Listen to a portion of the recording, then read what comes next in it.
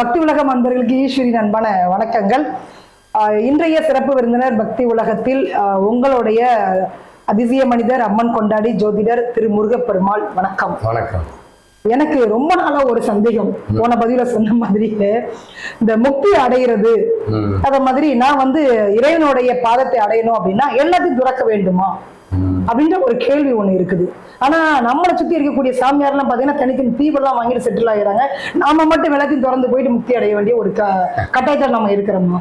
அதாவது அந்த காலத்துல எல்லாம் பாத்தீங்கன்னா ஊருக்கு 4 பேர் வந்தாங்க அப்படின்னா துறவிகள் சாப்பாடு போட்டு அனுப்புவாங்க. குடும்பம் ஒரு கோவில், அன்னைக்கு தான் முன்னேறி தெய்வம். சாமியார்கள்லாம் என்ன அப்படின்னு சொன்னா எந்த உறவும் இல்லை, இறைவனை நாடி போறேங்கிற துறவிகள்லாம் எப்படி இருந்தாங்க அப்படின்னா எனக்கு எந்த ஒட்டும் உறவும் இல்லை, எனக்கு விதிச்சது இப்படிதான் அப்படிங்கிற ஒரு ஸ்டேஜுக்கு போயிட்டு அவங்க அதாவது அந்த காலத்தில் முனிவர்கள் எப்படி இருந்தாங்கன்னா ஊருக்கு ஒதுக்குப்புறமா ஒரு குடிசை அமைத்து இந்த சொன்ன குறிப்புகள் எல்லாத்தையும் உருவாக்கியவர்கள். வைத்தியருக்கு பேர் தான் அந்த காலத்துல முனிவர்கள்.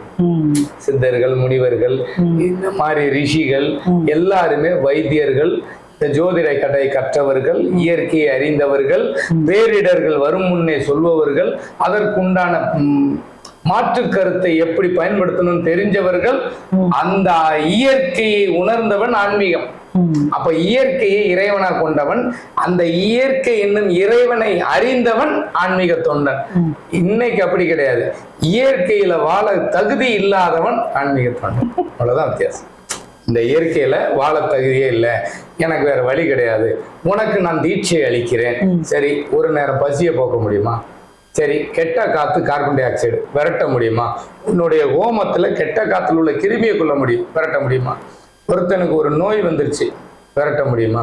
உனக்கு ஒருத்தன் உயிர் போயிடுச்சு, பிழைக்க வைக்க முடியுமா? கேட்டா அது கர்மா, ஏதோ ஒரு வழியில். அப்புறம் எதுக்கு தீட்சை? அதனாலதான் இந்த நாத்திகவாதியா நிறைய பேரு இந்த பரிகாரம்னு ஒண்ணு உள்ள வந்ததுனாலதாங்க நிறைய நாத்திகவாதி உள்ள வரும். நிறைய நாத்திகவாதி உள்ள வர்றதுக்கு காரணமே பரிகாரத்தின் மீது உள்ள வெறுப்பு. இயற்கை தான் இறைவன் உணர்த்திருந்தா அத அறிவியல்னு ஏத்துக்கிறான். படிக்காதவன் நாத்திகவாதி அது அறிவியல், சயின்ஸ் அப்படின்னு ஏத்துக்கிறான். அது தமிழ்னு ஒத்துக்கல. அது தமிழ். இத தமிழ்ல ஏற்கனவே இருக்கு, பல நூற்றாண்டுகளுக்கு முன்னாடி உருவான விஷயங்கள் இருக்கு. ஆனா அது அறிவியல், சயின்ஸுங்கிறான். பல நூற்றாண்டுகளுக்கு முன்னாடி ஓலைச்சுவடி அணுவுக்கு அணுவாலதான் இந்த பூமியே சுத்துதுங்கிறத கண்டுபிடிச்சாச்சு. அதுவும் சேட்டலைட் இப்ப கண்டுபிடிக்கும். அதாவது மிஷின் சொல்றதை ஏத்துக்கிற காலத்துக்கு வந்துகிட்ட இந்த பரிகாரம்னு சொல்லும் போது இந்த அறிவார்ந்த பெருமக்கள் தான் நாத்திகவாதி. கண்மூடித்தனமான பக்தி உலகம் இன்னைக்கு ஆன்மீகவாதி. அதான் பிரச்சனை. இன்னைக்கு இவ்வளவு சாமியார்கள் உருவாக காரணம் கண்மூடித்தனமான பக்தி உலகம். இதுதான் சாமி அப்படின்னு. அதாவது நிழலுக்கு நிழல்ல நம்ம வாழ முடியாது. அந்த நிழலுக்கு உருவம் கிடையாது. அந்த நிழலுக்கு கொடுத்த உருவம். அப்ப அதனுடைய கதிர்வீச்சு எதனால? இப்ப எதுக்கு இந்த எல்லை காவல் தெய்வம்? கிராமத்துல எல்லை காவல் தெய்வம் வேற, கிராமத்துல கிராம தேவதைகள்ங்கிறது நம் முன்னோர்கள். ஆனா அந்த சூரியனின் கதிர்வீச்சு விழுகக்கூடிய அழிக்க முடியாத பெரிய பெரிய ஸ்தலங்கள் தான் பரிகார ஸ்தலங்கள். அதுதான் தெய்வங்கள்.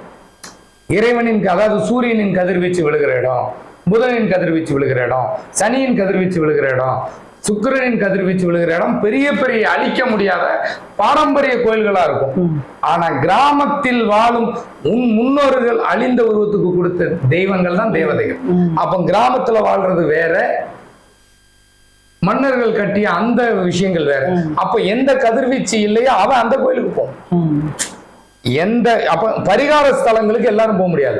ஆனா கிராமத்தில் வாழ்வது உன் முன்னோர்கள், அது கிராம தேவதை. அவன் தான் உருவம் கொடுத்தாச்சே. எத்தனை பேர் வந்தாலும் நீயும் நான் நாளைக்கு அங்கதான் போற. அதுக்குதான் அந்த 16 ஊர்.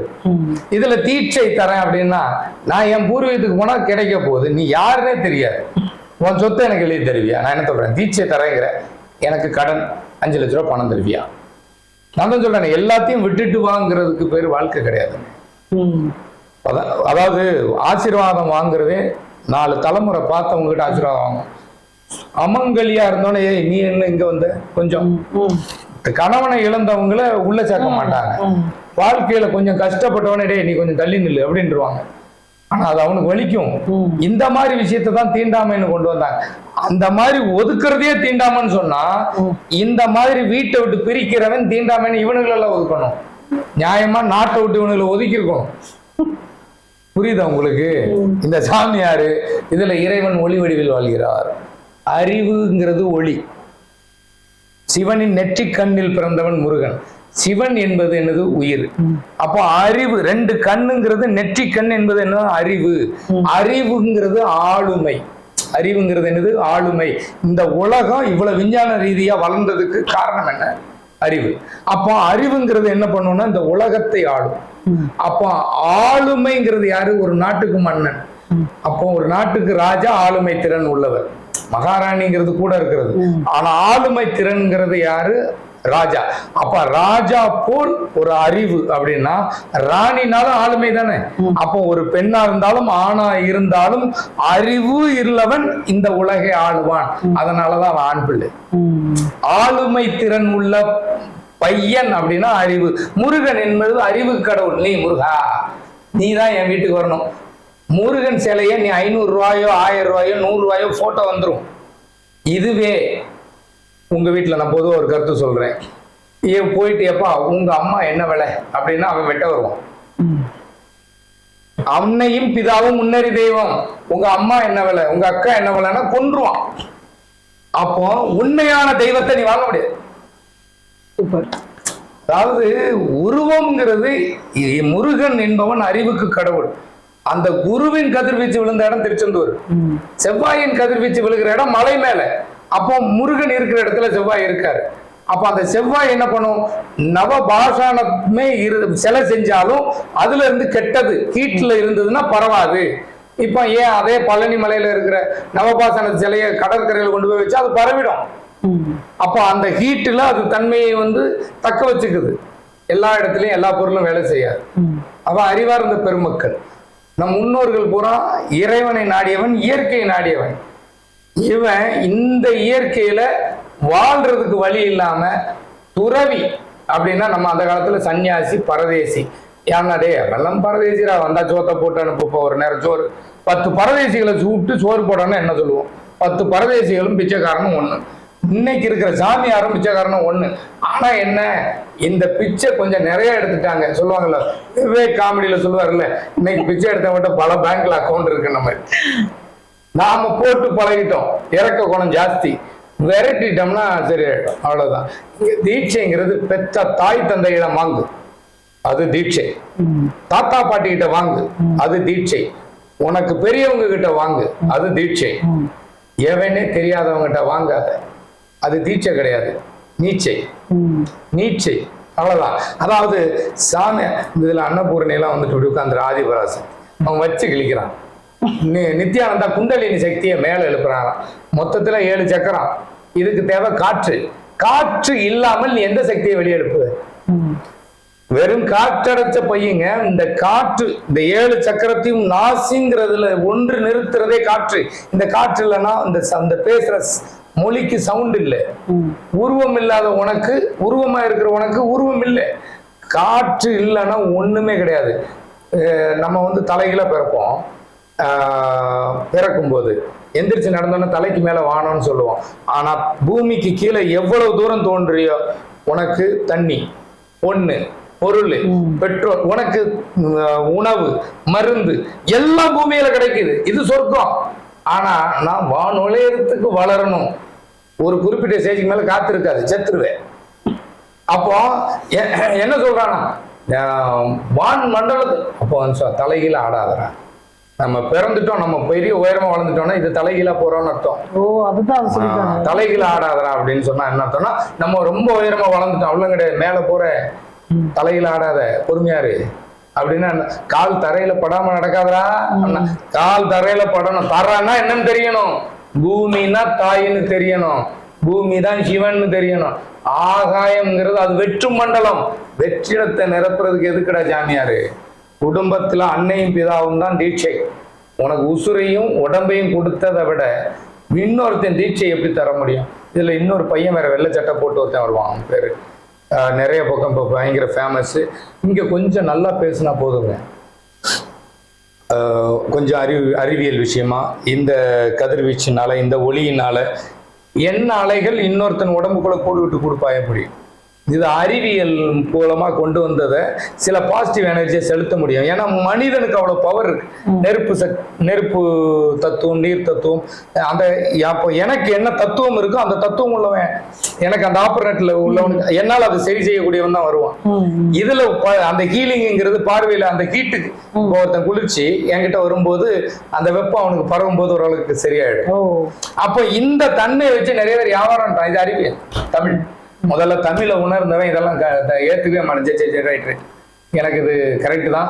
ஆனா இதை தீட்சைங்கிறது அது தாய் தாப்பங்கிட்ட இருக்கும், உருவாக்குனவங்கிட்ட இல்லாம இருக்கும். முக்தி அடைகிறது அப்படின்னா, முக்தி அடைகிறது அப்படின்னு சொன்னாலே முதல்ல உடல் அழிஞ்சிருச்சுன்னா அது அழிகிடும். உங்களுக்கு ஜீவன் சமாதின்னு நிறைய பேர் சொல்லுவாங்க. ஜீவனுக்கு ஏது சமாதி? உடல் உயிரோட உள்ள வைக்கிறத ஜீவ சமாதின்னு சொல்றாங்க. அந்த ஜீவன் அதை சுற்றி வரும்னு சொல்றாங்க. அதை நீ நம்புனா மட்டும்தான் அதுல இருக்கும். இதுல 40% நம்புவானா, 60% நம்ப மாட்டான். என்னமோ இன்னொருத்தர் செத்த இடத்துக்கு நம்ம பூர்வீகத்துல சுடுகாட்டுல சிவன் வாழ்றதா சொல்லுவாங்க, காளி வாழ்றதா சொல்லுவாங்க. ஓரறிவு அருகம்புல்லுங்கிறது கருப்பசாமி ஓரறிவு. இந்த ஓரறிவு அருகம்புல்ல மனுஷனா மாத்தியாச்சு 6 அறிவு.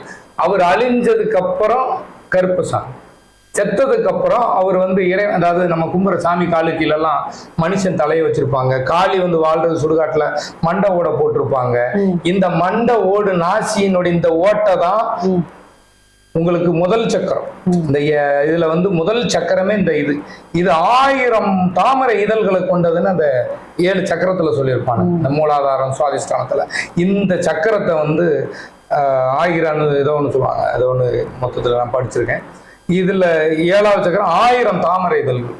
இந்த மாதிரி அதுல ஒருத்தன் ஏதாவது ஒவ்வொருத்தங்கிட்டையும் ஒரு பவர் இருக்கும். இப்போ ஒருத்தன் டீச்சர், ஒருத்தன் இன்ஜினியர், ஒருத்தன் இன்னைக்கு சமூகத்துல இருக்க ஒவ்வொருத்தங்கிட்டையும் ஒரு திறமை இல்லைன்னா இவ்வளவு வளர்ச்சி வந்திருக்குமா? இன்னைக்கு ஒரு வண்டியை கண்டுபிடிக்கிறதா இருக்கட்டும், ஒரு ஃபேனை கண்டுபிடிக்கிறதா இருக்கட்டும், இந்த கரண்ட் இன்னைக்கு இருக்கிற நாகரிக வளர்ச்சிக்கு காரணம் அவன் அறிவு. அந்த அறிவை தான் இப்படி பயன்படுத்தி சம்பாதிக்கிறான். புரியுதா உங்களுக்கு? இதுல தீட்சையும் கிடையாது, ஒண்ணும் கிடையாது.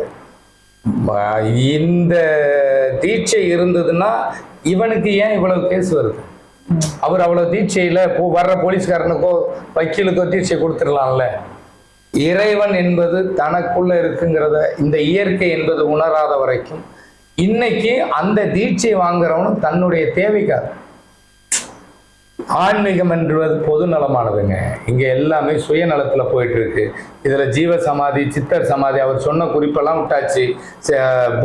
ஒவ்வொரு சித்தருக்கும் எங்க சமாதி வச்சிருக்கான்னு தேடிட்டு இருக்காங்க. ஆனா தான் தாய் தந்தையை புதைச்ச இடம் தெரியாது இவனுக்கு, தாத்தா பாட்டியே புதைச்ச இடம் தெரியாது. எப்படி எவன் புதைச்ச இடத்தையோ தேடுவான், உசுறு கொடுத்தவன மறந்துடுவான். எவன் உசுரோ அந்த உசுருக்கு வேலியை போட்டு பாதுகாப்பு அமைச்சு பாடுறவன் தான். என்னைக்குமே புதைச்ச இடத்துல உசுறு இருக்காது. இயற்கையில் கலந்தார், இயற்கை எய்தினார், இறைவன் அடி சேர்ந்தார் அப்படின்னா காற்றோடு மூச்சு காற்று காற்றில் கலக்கும். அந்த உயிருக்கு அழிவு கிடையாது. உயிருக்கு கொடுத்த உடல் சத்து குறைஞ்சா நீ சொன்ன ஜீவ சமாதி உள்ள வச்சாலும் சத்து போயிடும். அப்போ அந்த உயிர் காற்றில் கலக்குமே தவிர உன் என்ன அலைகள் நினைக்கிறவங்க கிட்ட எவனோ ஒருத்தன் வரான், உன் தாய் தந்தை இருக்கிற இடத்துக்கு பூர்வீகம் போக மாட்டேன். அதனாலதான் சொல்றேன், சிவன் வாழும் இடம் சுடுகாடு, சக்தி வாழும் இடம் சுடுகாடுன்னா நம் முன்னோர்கள் வாழும் இடம். அதனாலதான் இந்த பரிகாரம் எல்லாம் சொல்லுவாங்க தெரியுமா? நம்ம இந்த குரூப் ஒண்ணு இருக்கு தெரியுமா? இந்த மந்திரம் ஓதுறது, உனக்கு திதி தர்ப்பணம் கொடுக்கறது.